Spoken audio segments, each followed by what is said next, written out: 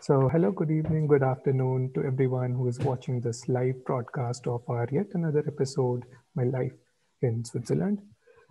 I, Ayush Agarwal, a PhD student at EPFL, welcome you all. In this episode, we will be talking about the life and journey of a PhD student in Switzerland. And today we have a wide variety of panelists with us. I'll quickly start off with the introduction without any further ado. So, introducing our panelists, first of all, we have Sakthi, who is doing her PhD in photonics at EPFL. Hello. Up next, we have Rasool Ahmad, who recently finished his PhD in mechanics from EPFL. Then we have Pranit, who is a PhD student of chemistry and chemical engineering at EPFL. And last but not the least, we have Nazimul Islam, who is doing his PhD in geosciences at UNIL, University of Lausanne. Along with the panelists, I have a bright and dynamic set of people who helped me organize this session. And I would like to introduce them as well right at the beginning, because most of them are also PhD students and they can be helping us answer our questions as and when they come during the sessions. So with us, we have Mukeshchand Thakur, who is doing his PhD in microelectronics, and he also happens to be the president of YUVA Indians. Then we have Arvind Iyer, who is a PhD student at UNIL, doing his PhD in quantitative biology. Then we have Vishwa, who happens to be the backbone of our organization, because he's the one who answers all your questions when you contact our help desk. So starting off with this session, I'll give you a brief introduction of what the session will include and what the session will not include. So in this session, we will be talking about life of PhD student in general, like how did they apply and why did they apply, and a very brief touch upon the application processes and how is it like working in the lab and how is their experience in general. What we will not be covering in this session is the cost of living or like living in general, because we have covered it in our previous episodes. But nevertheless, we will be covering in our next episode on how to arrive here, like things to pack. So I'll be starting off with Sakthi. So Sakthi, can you please tell us a bit more about yourself, where you're from, or like where did you do your bachelor's and what you're exactly working on now? Hi Ayush, hi everyone, very good to see you all. So yes, I'm Sakthi. I come from Tamil Nadu, and I did my bachelor's at IIT Madras. I did my bachelor's in engineering physics. So here I am doing my PhD in photonics. It's my second year now. So I work in the laboratory of quantum nano-optics with Professor Christophe Delon. So that's briefly about me. Amazing. So, what made you choose EPFL? Yes, so you need to consider too many things when you apply for your PhD. Mm-hmm. So for me, initial drive was EPFL was one of the top universities in photonics, which I was interested in. Mm-hmm. And but when you make your choices, there are so many other things. You will have to look at the supervisor. You need to look at the project you get. Mm-hmm. You need to look at the funding. You need mm-hmm. to also look at the place where you're going to live. Mm-hmm. So for me, it's all perfect at EPFL. Okay, thank you so much. I'll come back to you later during this session. Moving on to Rasool. So Rasool, please introduce yourself and tell us what you're up to now that you have recently completed your PhD. Yeah, okay. So I am from Uttar Pradesh in India, and I did my bachelor and master from IIT Kanpur in mechanical engineering.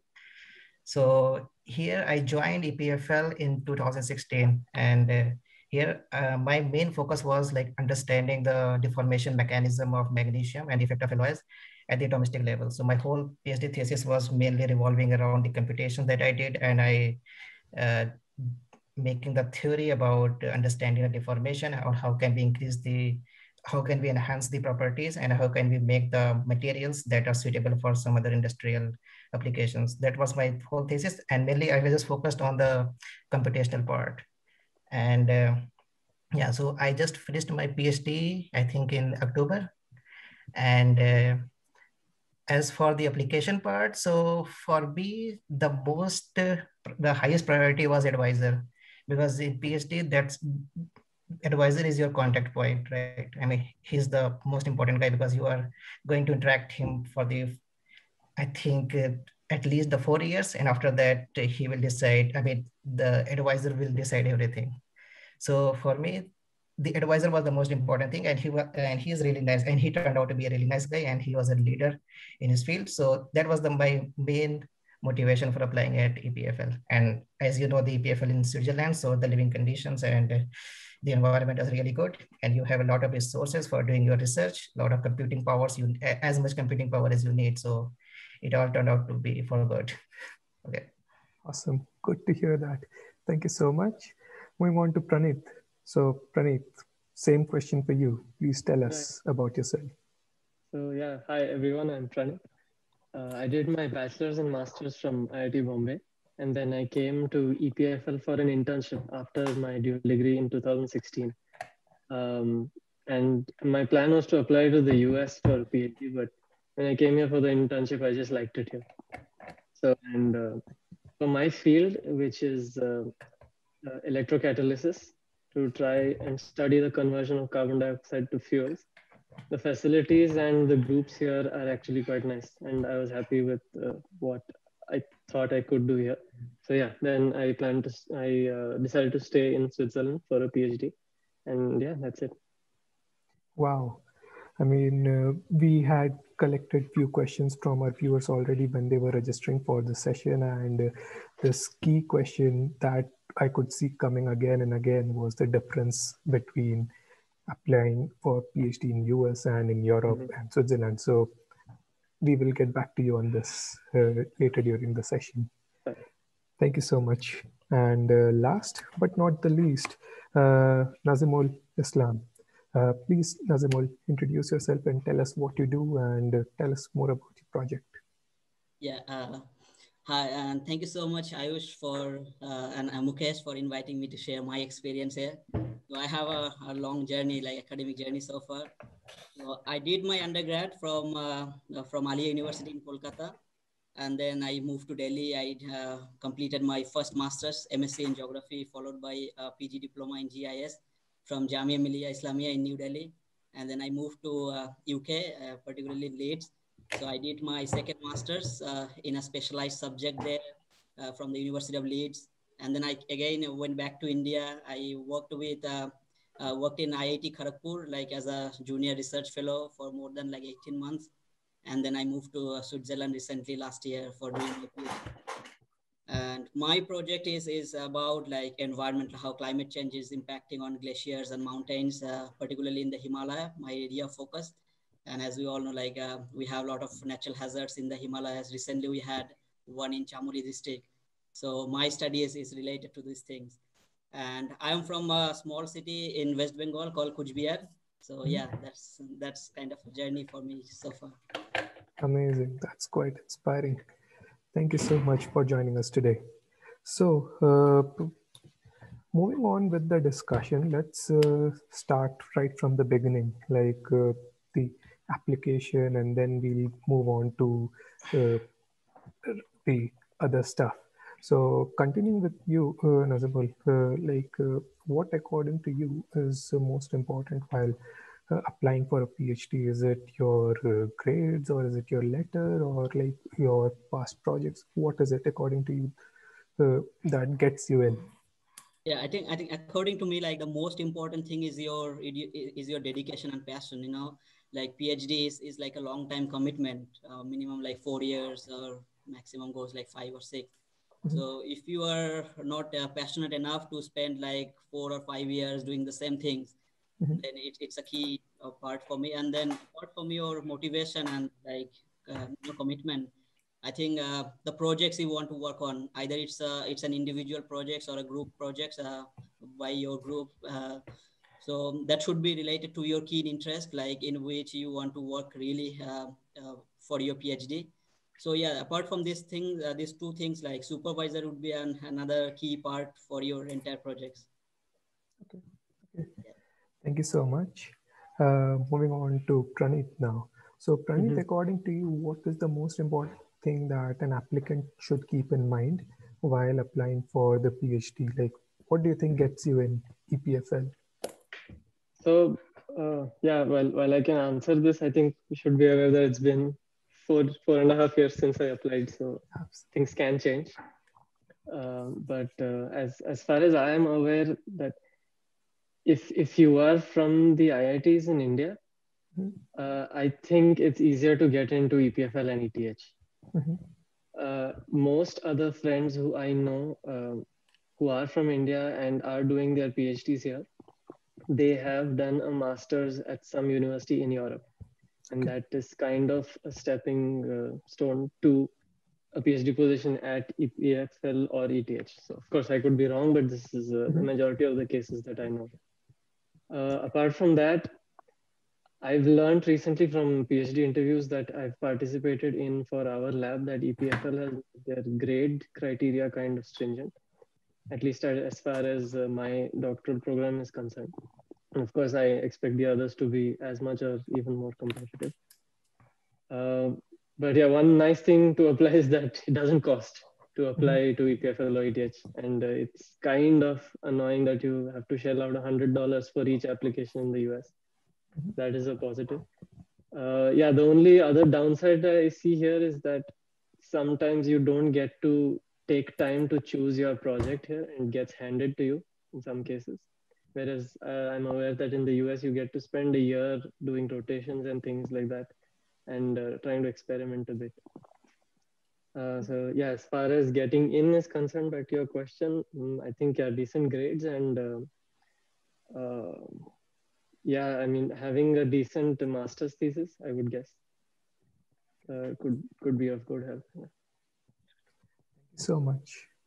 I'm going on with the same question to Rasool now.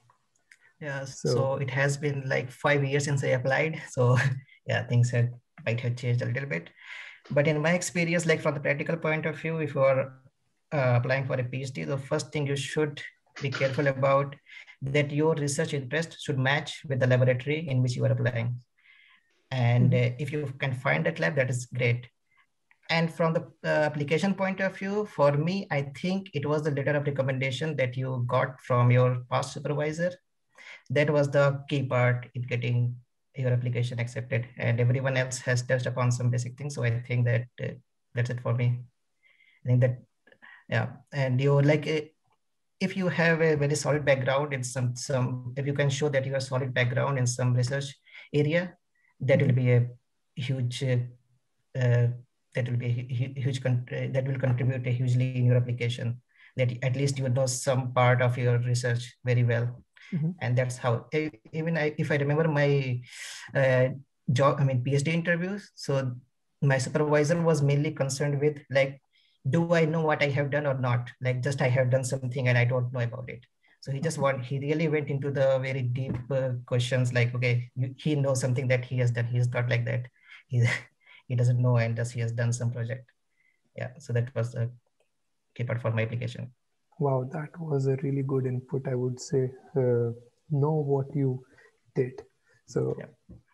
Thank you so much. And finally, coming back to Sakthi. So what do you think got you in, or like what is the most important thing that one should keep in mind while applying for a PhD position in Switzerland in general? Yeah, so I think firstly, I don't know if this is how it works for all the departments, but when I applied, it's mainly that first you have this two kind of application process. So first you apply for the program. In my case, I have to apply for the photonics program. And then once you get admitted to the photonics school, and then you have to find your supervisor and the project. So so first thing to get into the application, I think, of course, you need to, I think the main key point would be that you should have good research experience for the field you apply. So it's very important for you to list out all the projects you could have done and also try to relate it in any way possible to the field you apply. So once you get in there, after that, it's up to the supervisor. And to mainly find the supervisor, again, it comes to the project that is relevant to the group. I think it plays a very crucial role. So for example, when you try to find your supervisor, you need to check their profile. You need to look for the opening because it's usually mentioned in their website. So you need to find the supervisor who is looking for opening in the field of your interest. And if you approach them with the same, same project, if you're interested in that and you have relevant experience in that, then it's very easy for you to get in, I think. And I must also say, it's some of you might be applying after your bachelor's, which is the case when you try to apply for US. Most of the people apply after their bachelor's.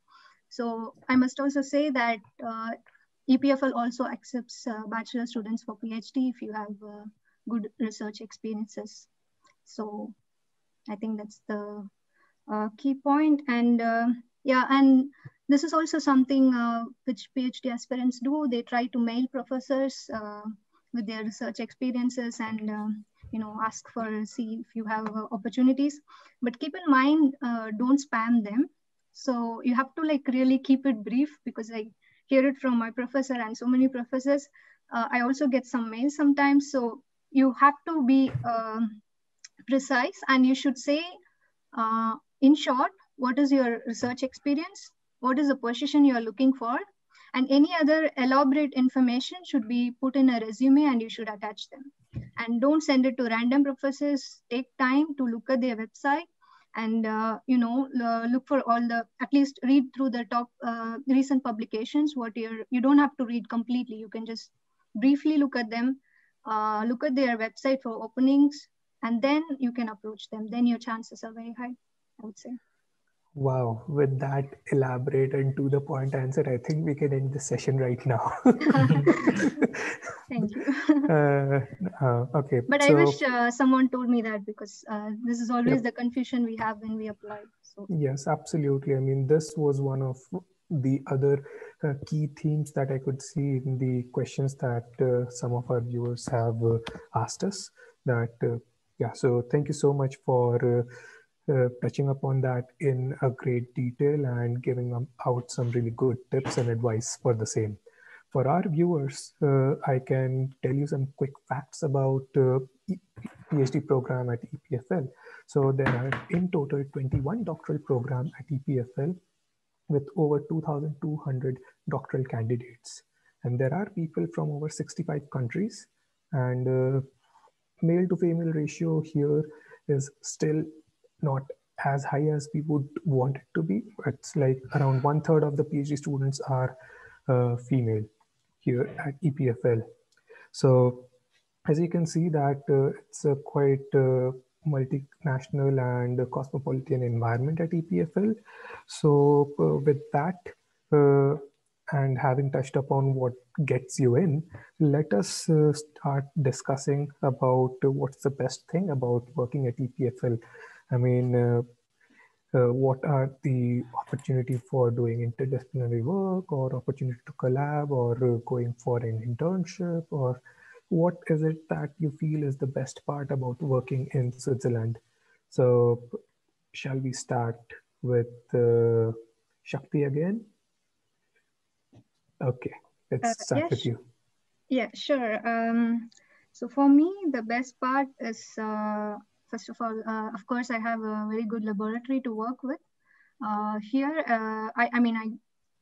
in my lab, first thing, you have enough funds. So it's really awesome that you can do whatever you want. No, of course, not whatever you want, but something relevant, of course. But it's nice that you have the freedom and you have the funds for you to do the research you wish to do. And of course, it depends on the supervisor as well. Other than that, I would say this place is beautiful for you to come to work every day. And also everywhere here is beautiful. What else? I would say people are nice, of course, and also you get a good collaboration in many cases. So, for example, in my project, we are doing a project in collaboration with IBM at Zurich, and I think you get such opportunities quite often here because there is ETH and other places around. So it's really a good place for you to do research, I'd say. Thank you so much. Moving on to Rasool. Same question for you. Yeah, so I think the best part, as Shakti has said, that we have a lot of resources here. So for me is that I was mainly, my project mainly involved computation. So I need a huge computational resources. So I did not need to worry about do I need to downscale my simulations or what, but I can do any type of simulation I wanted here. So that was a really positive thing. Another thing is like, you don't need to worry about your funds. Like if you want to go to conference, then that is fine. I mean, you can go to 4 or 5 conferences a year if you want. So that was not a limitation here. And another thing like that, but that depends on advisor, is that I had independence in deciding the timeline, and in so we have a very broad view about the project, that's what we want to achieve. But really, I mean, I was free to decide when I want to finish some part or not. So, but that depends. I think that depends on advisor to advisor and how, if he trusts you enough or not. Yeah, and so here, I mean, so I also collaborated a lot with other people. So because my project was in computation, so but we wanted to test our theories with the experiments. So we had people at RWTH Aachen and other Max Plancks to perform some experiments and provide the result. So that was really nice because, yeah, if people know your advisor, then collaboration is easy and they can get you collaboration. Yeah. So, and apart from that, yeah, Switzerland is a nice place to live and it is a plus point. So this is a really nice place. Thank you so much. Moving on to Pranit, like what do you think is the best part about working here? Like what is one thing that you were like, wow, that blew up your mind for working here?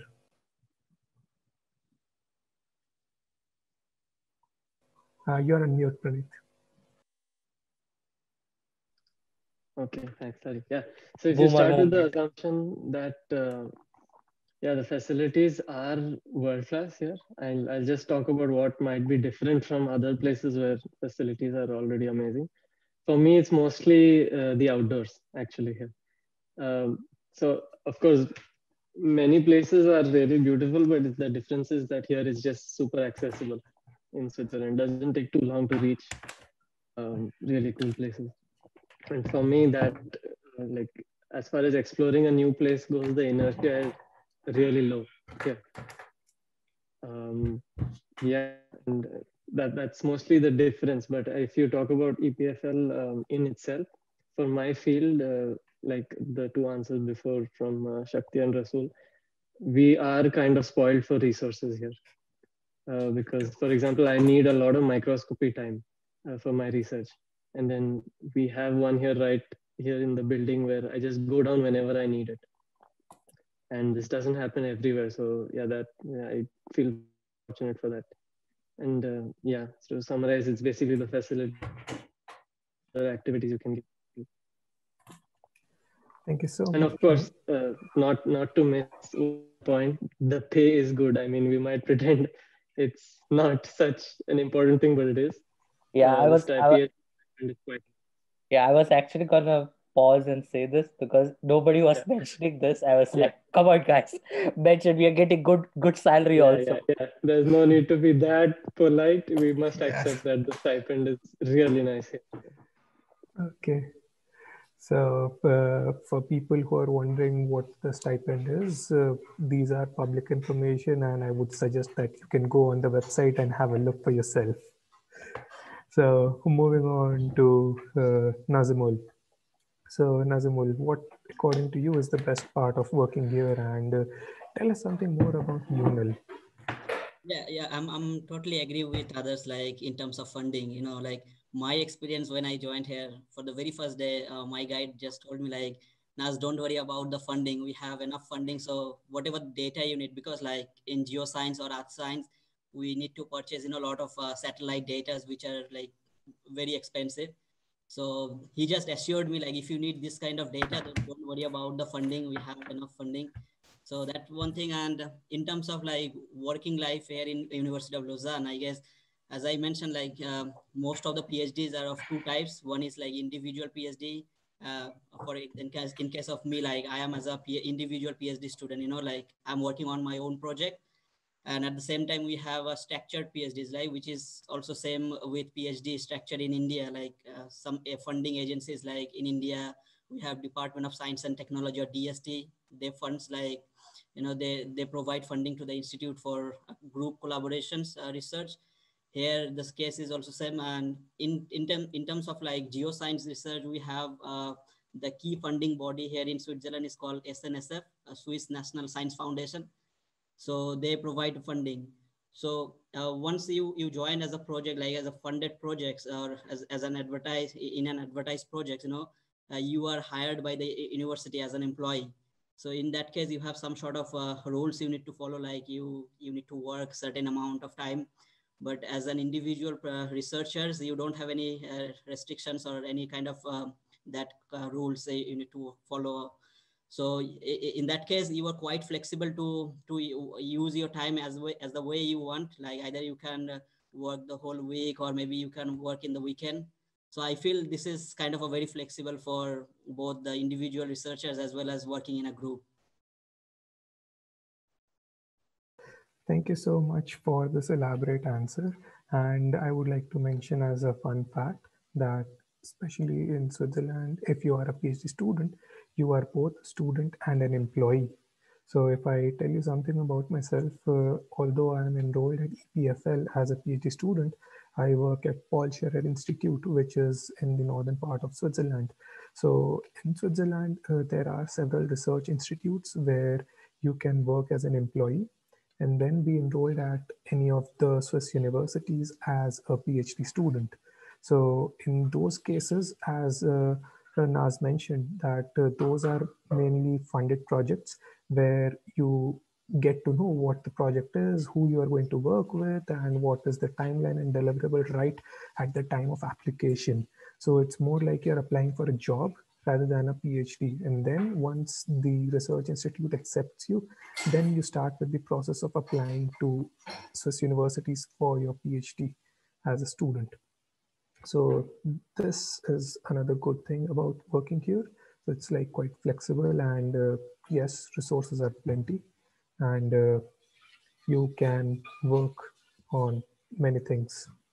Yeah, and I just want to add one more thing in regards to this. Like, if you join, and like if anyone wants to join as an individual project PhD student in any of these universities, and if someone gets a scholarship from the canton or the government, like for me, I have received the Swiss Government Excellence Scholarship, right? So they are providing the health insurance. So I don't need to provide, I don't need to pay the health insurance. So this is a good site for getting a government scholarship to do a PhD here. That's amazing. I mean, this was another question that was quite common among our viewers, that how to find funded positions. And I think, Naz, you have covered it quite well. And moving on to the next part, like now that we have talked about why you wanted to do a PhD, what got you in, and what is the best part. So apart from your studies, what are the other academic or non-academic benefits that you can say that you have as a PhD student here in Switzerland that you would not have expected anywhere else? So we can start a bit more randomly this time. So Pranit, what do you have to say on this? You're on mute again. On mute again. Okay, sorry. Yeah. My bad. So as far as skills that you pick up during a PhD are concerned, of course you do pick up a lot of specialized skills, which may or may not be useful depending on what you do later. But what I think I will carry from this PhD for myself is how to persist while being stuck. I think everyone can agree on that. You will find how to get out of situations where you have been stuck for weeks or months. That is as far as, let's say, a psychological skill is concerned. But as far as a practical, let's say, a practical stamp or pedigree of that kind is concerned, I recently got to know that if you want to apply for a job or you want to get a job in Switzerland, if you have a degree from a Swiss university, it becomes a lot easier for employers to hire you. Otherwise, they have to justify to the commune or the canton that they couldn't find anyone else of that qualification. But if your degree brings a certain economic or scientific value here, it becomes easier for them to hire you. So a PhD is quite advantageous from that point of view if you want to explore living in Switzerland. And apart from that, yeah, if like I think Naz had mentioned, if you kind of put some thought into what you want to do your PhD in, then if you're fortunate, you can get a topic that is of personal concern to you or personal interest. From that point of view, you do get time to spend with a topic that is of really large interest to you, and then that it's easier to do a PhD in that case. If because then going to work every day becomes easier. If you don't like your topic or if you think it's not important, things become harder. But yeah, you get time to spend in something that you think is important. Wow, that was put up really well by you. Thank you so much. Moving on with the same question to Rasool. What do you have to say on this? Like, what's the, I mean, I won't say advantage, or like, what is one thing that you love here and one skill that you picked up, and how is it going to help you in your future career?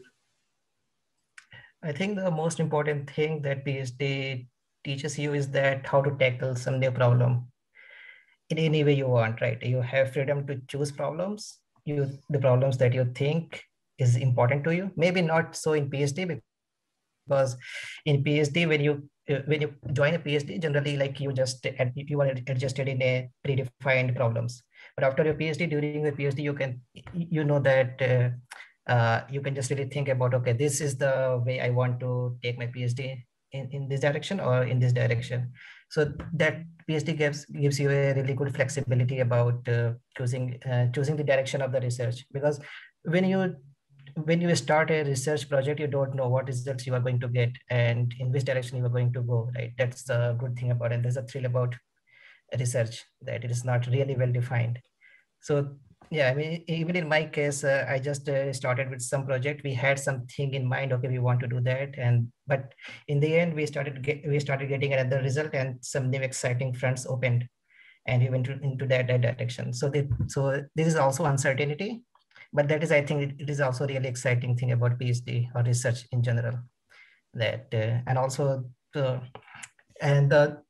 the most important skill is that, as Brian said, that we learn to persist and we learn to persevere. And I also and I think that my master advisor once said that if you want to do a research, you have to be like a hyena. You need to clutch on someone and don't let it go until you have solved it. So that really stuck with me like for 6 years. So I really think that if you want to do a research, you really need to persist and you learn to persist. So that's Wow. That's today even I'm learning quite a lot of wise words from our panelists. I'm really happy that all of you agreed to be with us today. So moving on with the same question to Sakthi. What's your say on this? Yeah, Yeah, I agree with Ahmed. So first thing, you need to be very determined to do your PhD because yeah, you're working on a problem which not many has solved, and you're not going to get what you expect. So you don't have. So the main thing is you should never give up. So you have to be consistent in your efforts. So you cannot, like feel bad things are not working, or feel so good that everything is working. So it depends on your project. But the thing is, with PhD, things are not well defined for you. So you have to have the patience, and you should continue giving your efforts. But one thing which is nice is that every day is new for you. I would say, like every day you have come up with new problems. So that's what makes a PhD life interesting. So as long as you have the passion, as long as you love what you're doing, I think you're going to be good at your PhD. So I think that's what is important. Thank you so much, Shakti. Yeah. So, and last but not the least, Naz, please share us your wise thoughts. Yeah, I mean, for me, like doing a PhD, particularly in UNIL in Switzerland, is like even if you work on your own project, like you are not alone. You are working within a group, and your guide is always here to help you, and your colleagues also. Like, and I mean, yeah, I'm also agree that PhD it's like it's doing research. There is something already someone has published or someone has identified. You just need to go through these problems and to look that problem in a different way. So that is called like research. So even you don't know what gonna be the outcome. So that would be a challenge for you. And if you feel like, oh, I cannot, I can't reach to the ultimate goal and I should give up. So that's not a good sign for the PhD student. So you will have a lot of challenges, difficulties, and once you overcome all these things, you will get a PhD degree, right? So again, I'm completely agree that you need to be very passionate about your research. You need to be very dedicated towards your work, what you do every day. Like same thing you need to do from the morning till afternoon every day for next 3 or 4 years. And apart from that, doing PhD, particularly in Switzerland, is an advantage is like during your PhD, you have an option to go for doc mobility. Means like you go to a different country to spend 6 months or a year and then come back and finish your PhD here. And even after your PhD, if you want to continue with postdoc, like as a postdoc researcher, Swiss government provides funding as like a postdoc mobility funding. So you can use that scheme to do your postdoc in somewhere else in any other countries. And then again, if you want to come back to Switzerland, you can. So these are the things like which really attract me to come here to do my PhD. Wow, that's really good to know. Fun fact before we move towards the end of our session that UNIL has one Nobel laureate as of today, whereas EPFL does not have a single one yet. So that's another fun fact. So who knows? Maybe the first Nobel laureate would be among any of you. We all hope so. So moving on towards the end of the panel discussion, I would like to ask each one of you to share your final parting thoughts. Like it can be anything. Like if you want to give people who want to apply some tips to keep in mind, or it can be like what is one thing that you learned here, or anything that you would like to share with our viewers. It can be anything. And since I know that Pranit has to leave, we can start with Pranit once again. So this time I did take the mute off. Yeah. Yes. Nothing in particular. I think we've covered. Your questions were they spanned the spectrum of concerns. But yeah, here basically in the end it can be quite a nice place to do a PhD in. But I would encourage people to assess how much they are ready to struggle to find an employment right after the PhD. Though it is, frankly, it is more challenging than somewhere like the US, just because of the size and scale of the economy there. I think there are more opportunities. But if you like it here, I think the struggle is worth it. Thank you so much. And thank you so much for joining us. And the rest of our participants will be, the rest of our panelists will stay back with us for the Q&A. So thank you so much, Pranit. It was a pleasure talking to you. Thanks. See you. See you. Moving on to Rasool. Please tell us anything that you would like to share with our viewers. Yeah, so from taking so much suggestion, that one thing that I can say is, if you are taking too much suggestion, then different people will give you different suggestions. And even you can get a contradictory suggestions even from the same lab. And that happened to me. So, but I would say that, I would not say that do not take suggestions or do not talk to people. Talk to as many people as you can, gather as much data as you can, but in the end, you have to make your own decision by yourself. Wow. Like you cannot just say, okay, this guy said that, so I'm going to do that. And that can be really hurtful because everyone is different and everyone has different, is psychological and had different philosophy. So yeah, so it may happen to different people. So that's what I say, that gather as much data as you can, but in the end, make your decision by your own. That's the suggestion from me. Wow. Thank you so much. That was quite practical advice, I would say. Moving on to Naz. What do you have to say about, what are your final parting thoughts? Yeah, my advice would be since I guess that most of the participants who have joined today, they have already set their mind to apply for a PhD, particularly in Switzerland, right? So since you have already decided, so next step would be to find the supervisor, who is really has an expertise on your field to supervise you, to guide you.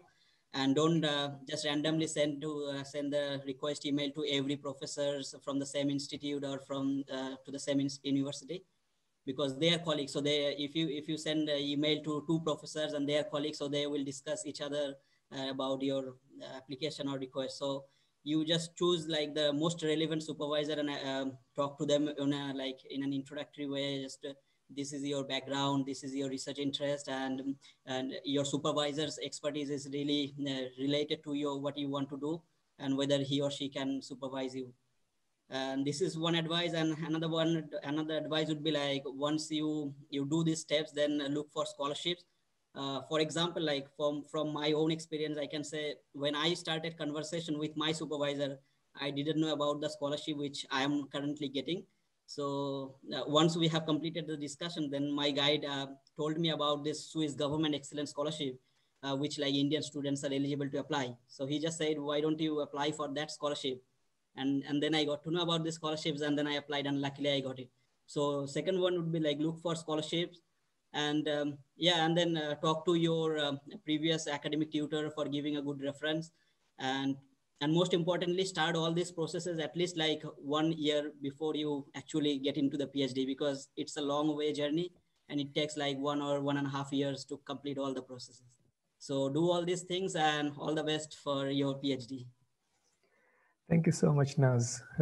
Those were really practical tips, and I can relate to them during my own PhD applications. I mean, I started applying for my PhD in March of 2019, and then I was only able to get my first interview in October, and I finally started my position in February 2020. So yes, it can take almost a year for this process. Thank you so much. And just one more thing in terms of interview, since you mentioned about the interview.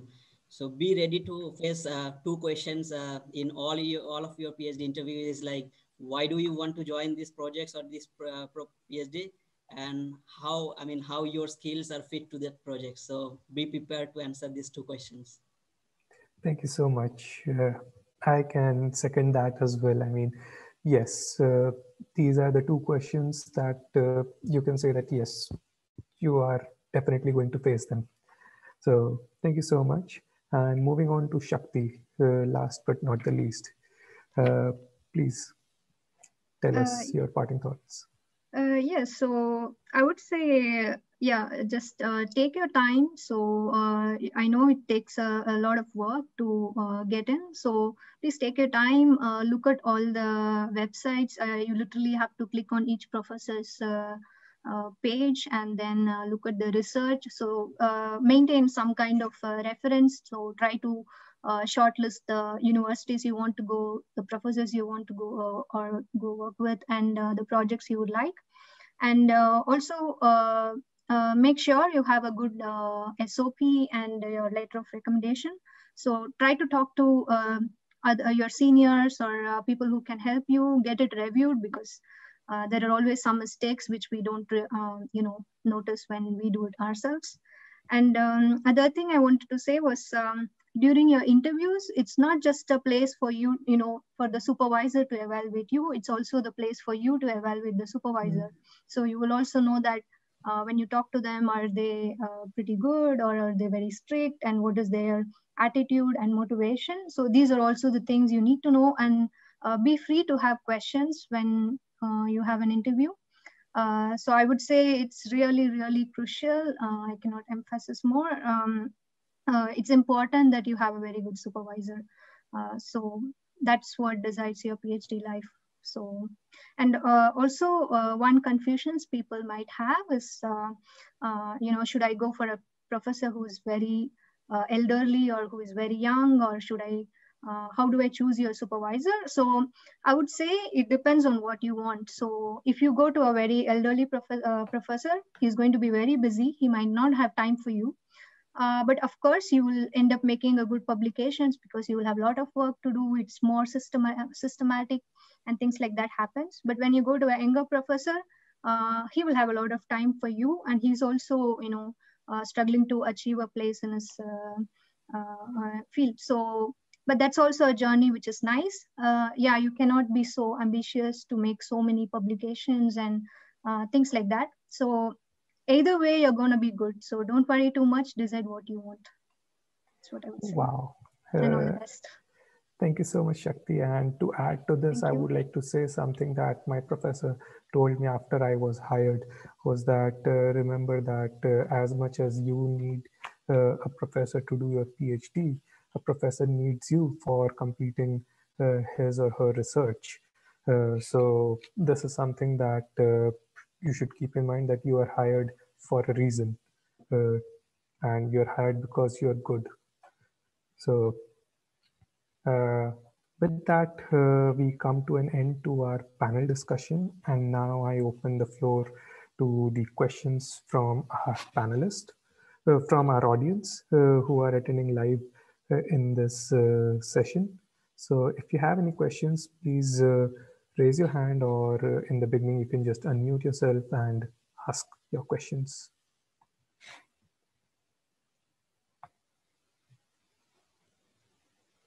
Does anyone have any burning question that they want to ask, or?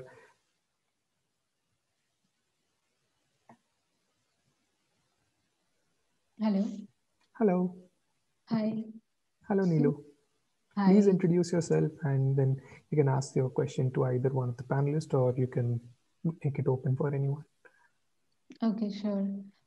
So I'm currently pursuing masters at IIT Kanpur in computer science department, and I have been offered a PhD position at EPFL. So like that is why I was attending this. So like my question would be, thank you. My question would be like any advice on how to maintain a work and personal life balance during your PhD? And like it's open to anyone who would like to put in their thoughts. That's a very tricky and I would say difficult question. But like first, what? No, jokes apart. I mean, I can take yeah. It just reminded me of the meme when I was laughing. Okay. So yeah, so the one good thing about doing PhD in Switzerland, I can say, is about maintaining your personal and professional life. That unlike I've seen in, at least in Mumbai where I was working before, that PhD students used to also be working during weekends. And here officially we have holidays on Saturdays and Sundays. So those 2 days you are not supposed to work. There are some exceptions that based on the type of work we sometimes go or we are occupied somewhere else, but it's possible that you are working on weekends, but not always. I would say Saturdays and Sundays are for you to remove the burnout phase, whatever you had during the week, all those things. And also the timing of the work is like kind of regulated. So you don't waste a lot of time here and there. You're very structured with the plan, and then whatever professional time you are supposed to work, you work during that time. And in the evening, it's time to go home. It's time to go home. That's more or less the kind of a generic story. Of course, it doesn't apply to all of the students, but this is what is expected of you, that there are a certain number of hours in your contract, and that is what you are supposed to follow. Actually, I just wanted to add something over here was just that the concept of PhD is a job in Switzerland. So to be technically frank, they don't consider you as a student working under a supervisor. You are actually a contracted employee. So you basically have all the rights and regulations you have to follow, which is laid down by the Swiss government. So like it doesn't happen, but sometimes it might be happening that you're working on a weekend and maybe a watchman or the security guard can come and tell you have to go home. So that could also happen because it's quite regulated over here. Also, I wanted to add about work and life balance is a personal choice. But what I've observed in Switzerland is this, that at least your advisors make sure that at the time of work, which is generally Monday to Fridays, you're basically focusedly working in your 8 to 5 or 8 to 7, whatever your timing you follow on the work. And they make sure that you take Saturday, Sundays and off. So that's something which people over here make sure. So that's how you would try to maintain your work and life balance. I would also like to say something. Sorry. So that I think it's also a point that in PhD, you will always have work every time. There is no period where you're free. So there'll be a lot of work in your mind, but so it's you have to discipline yourself. So you have to decide, okay, this is the time of break for me, and I don't want to compromise. So that is something you have to practice, I think. But I think that I would add that sometimes you become so engrossed with the research problem that you eat, sleep, and walk with it. I mean, I think that is fine, and that's what I liked about research, that it becomes your life, and you don't want to be separated with that problem. So it was really nice for me, and I was one of those guys that work on weekends. So, but I like that. So, and I can remember the phases during my PhD where I worked like straight 24 or 26 hours a day because I did not want, because I was excited about getting some results, and I just could not leave the problem, and I could not go home and just sleep because I was really excited. So I think that is a good thing about research, that after a point of time you don't care about social life. Your research is your social life. And yeah. But it is my experience, so it is not general experience. So, but yeah. Neelu, Rasool is also from IIT Kanpur. Yeah. So yeah. So yeah, just to, so Naz, do you want to add something? Just to add with all of them is like making balance between your research life and personal life at this stage is very difficult. It's not just in Switzerland, but in anywhere in the world. So, but doing research, particularly in EPFL or in UNIL, is like you will be doing research while living with nature. In Switzerland, and like for EPFL student, you may get like a nice view of Lake Geneva from your office. For me, I can see a nice view of cloud. You can see in the background from my office too. So yeah, it's depends on. So yeah, it depends on your, like, how you make the plan. Like if you really want to utilize your weekends going out like somewhere in the mountains, you need to be very punctual about your work during the week, Monday to Friday. So you finish this and then you go with free mind. So yeah, it's a nice place to make a proper balance between your personal and research life. So thank you so much. And to summarize what all our panelists said so far, that it's boils down to what you want with your life. It's your own personal choice. You are free to work as much as you want. you are free to work as little as your professional obligation requires you to. So it's how you decide is what you get. Yeah, thank you so much, Neelu. Thank you for answering the question. Does anyone else have any questions? We can take a couple more. Mayank, Shagun. Yeah, feel free to ask any questions. Yep. It's a safe space.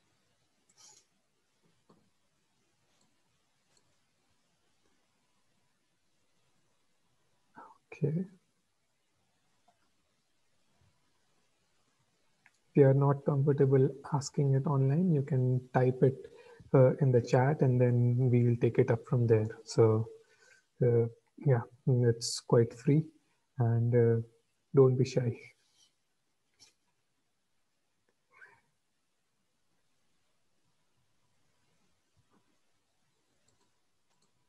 Okay.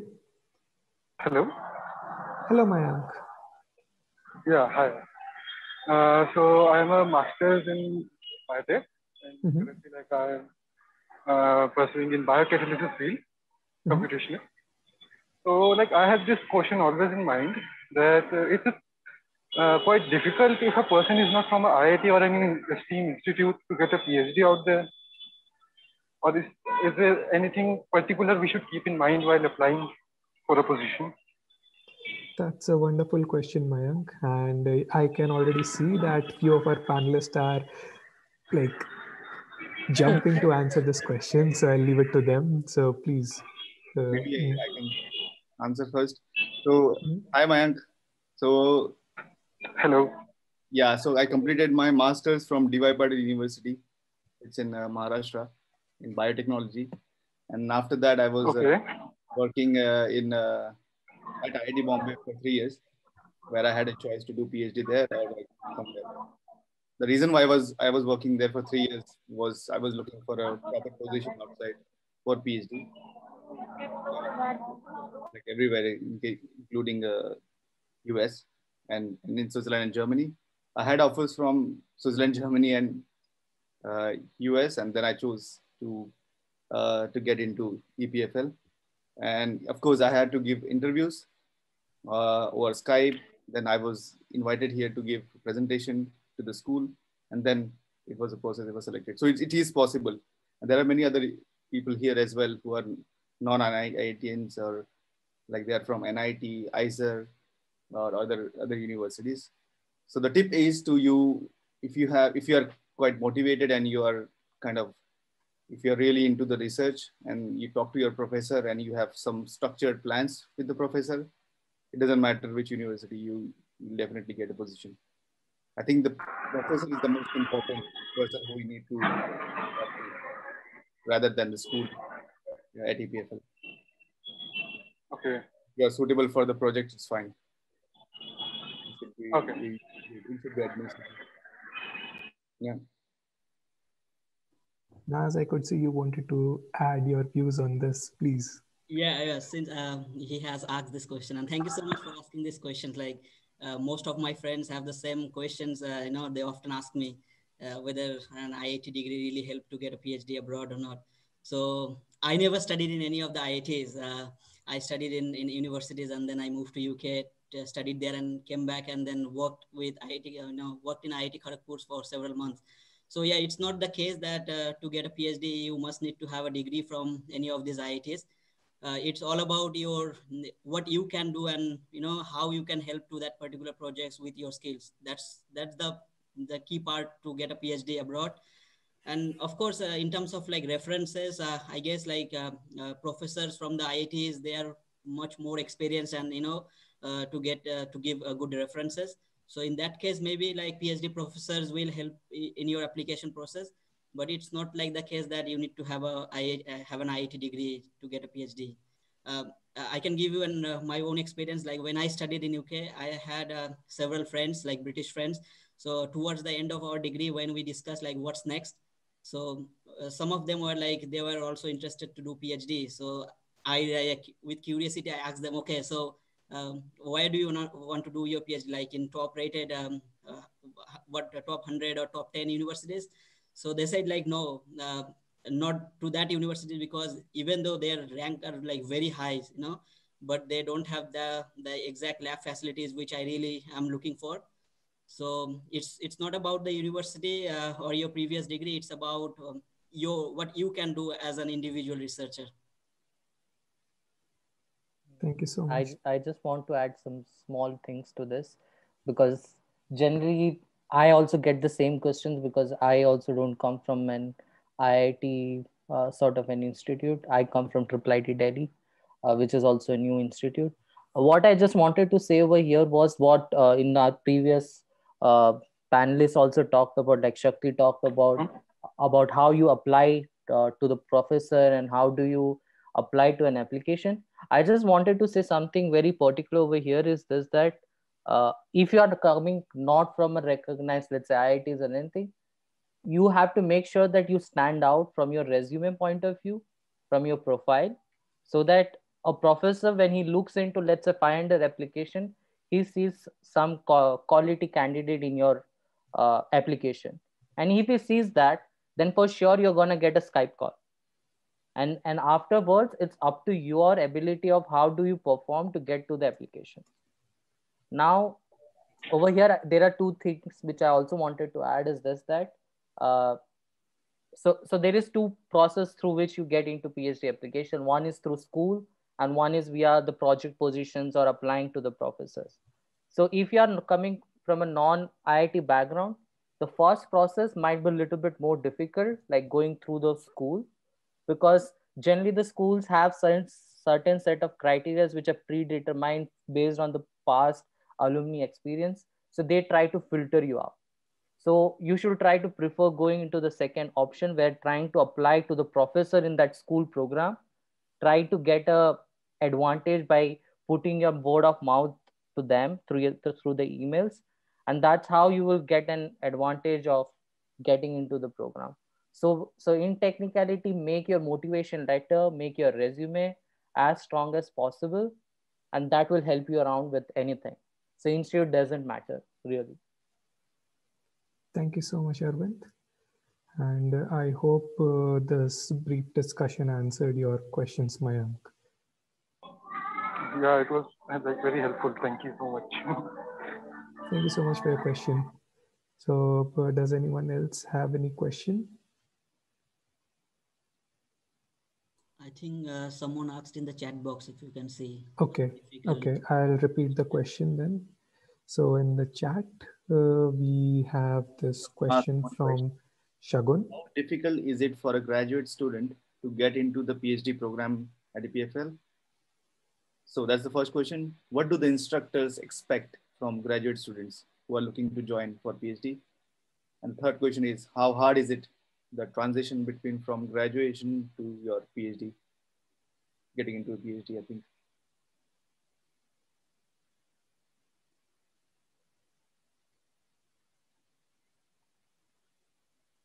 Is Shagun here? Yeah. Yes. Shagun is here. So who would like to take that question? Mukesh has already answered it aptly. I just wanted to say that he has already said 3 important points. Okay. So Shagun, if you have any further follow-up questions, or if you would want to seek clarification on any particular point, then feel free to contact our help desk, and Vishwa, who is also there with us on this call today, will be more than happy to answer. And with that, now I would like to invite our President Mukesh to tell everyone a bit more about YUVA and the help desk and everything else before we close this session for the day. Thanks, Ayush. Yeah, thank you all the participants. People who, I think there were more people who left, but they will see it later. And the future participants who are going to watch it on YouTube and on our live thing. If you are interested in understanding more about the interior matters and anything about EPFL, UNIL, do write to us at yuva@epfl.ch. So YUVA Indians is a non-profit association, like I always say this phrase. We are here for you to. We are here to serve. I was fortunate to become the president on the association last year because it was quite a different year that we could not conduct a lot of in-person events, but mostly it was online. So we are like a cyber bots. Um, but hopefully this year it will be good. So YUVA, we organize a lot of events. This web series is one of such event where we try to motivate people who, there is always some gap in the information. We try to smoothen that up and make it consistent. And you can also visit our website at it's yuva@epfl.ch. The association name is YUVA Indians, and we do a lot of events, and we have further events coming up this year. So yeah, feel free to watch our website. I would like to thank our panelists, everyone. Sakthi, Ahmad, Rasool, Naz as well. Pranit is not here, but yeah, I will thank him personally. Thank you very much. And of course, thank you to Ayush for his brainchild, his idea about this whole YUVA web series. So you should drop in a thank to Ayush as well. Arvind is also here, our vice president. Do you want to add anything, Arvind? I'm very terrible at this thing.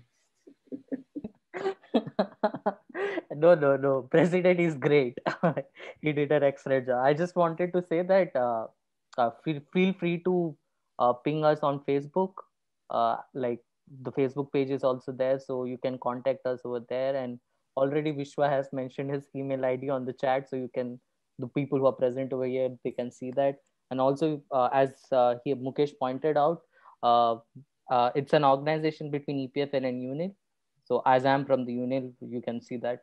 And there are a lot of members who are from UNIL. So feel to get in touch with us, ask anything whichever you want, whatever you want to ask, like coming in Switzerland, or knowing about the life in Switzerland, what are the challenges, etc. And also do watch the previous episodes of this series so that you will get even more further idea about where we talk about a lot of things. And do follow us. That's all I would like to say. Mm-hmm. So thank you so much, Arvind and Mukesh. And just to end this session, this episode was part of the series of my journey to Switzerland, where in the first episode, we talked about life in Switzerland in general. In second episode, we talked about the master's applications. And in this third episode today, we talked about life of a PhD student.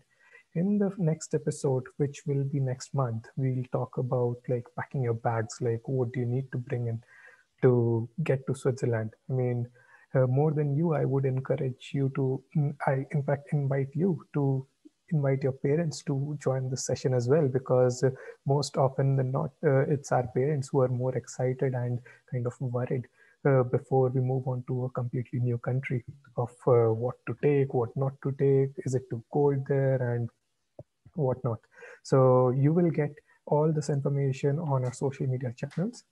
And to end this episode, I would like to say a very famous quote, which goes like this: like, share, and subscribe to our channels. Bye-bye. Bye-bye. Well said, well said. Well said.